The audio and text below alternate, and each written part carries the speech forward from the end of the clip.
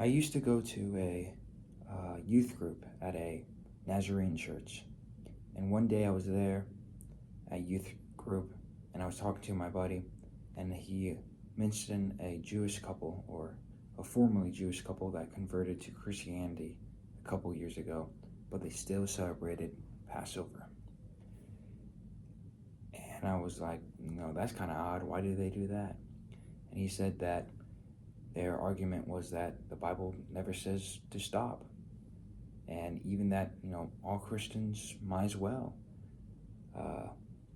keep on celebrating Passover. And, I talked to him, and we don't know how to respond to that. So we went to our youth pastor out of our youth group, and he kind of just gave off like an answer of like, oh, that's the Old Testament. We're in the New Testament, guys. We don't do that anymore. But for anybody who even only read the 4 Gospels of the New Testament, Passover is mentioned. Jesus celebrated Passover. The 12 disciples celebrated Passover. And the New Testament, the 4 Gospels, the stories kind of leading up to the crucifixion, was the Passover. And so that wasn't really a good answer, so we went to the pastor of the church. Also, not really a sufficient answer. I went to the pastor of my non-denominational church that I was going to every Sunday, and he didn't really have a sufficient answer that kind of put the question to rest. And I kind of just forgot about it. Wasn't that big a deal to me, until a couple years later I started going to a Presbyterian church, and I started studying Reformed theology and reading the Westminster Confession of Faith. And that was when I first came across the term Old Testament sacrament.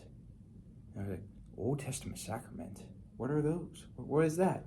And basically understood, mostly in Reformed theology, is that Old Testament sacraments are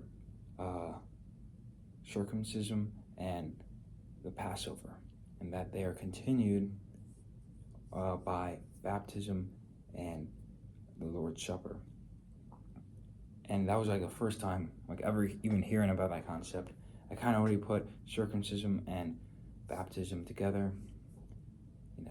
Baptism replaces that, and I kind of already heard about that, talked about, but Passover being a sacrament, I never heard of that before. And then just thinking about it for a little bit, it kind of all started to make sense. The Last Supper, when was that? That was during Passover. And that was the last Passover meal they had with Jesus, was the Last Supper.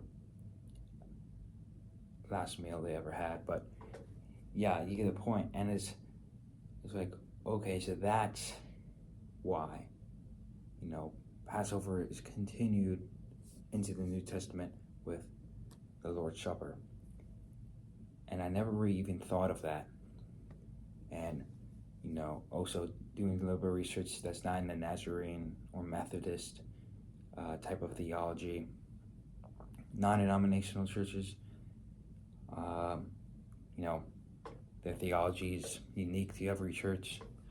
Every church is basically their own denomination, and they usually don't get into the nitty-gritty of that kind of deep theology. And one thing that stuck out to me after learning that for the first time was that God had a plan from the beginning about the sacraments and about everything, of course. But Jesus didn't just come and oh yeah, by the way, here's baptism and here's the Lord's Supper, out of nowhere. From the first 2 books of the Bible, circumcision with Abraham in Genesis, and Exodus with the Passover. from the beginning, the first two books of the Bible, those two things were foreshadowing the coming of Christ, and that he will fulfill the law and fulfill the sacraments. And just learning about that really stood out to me.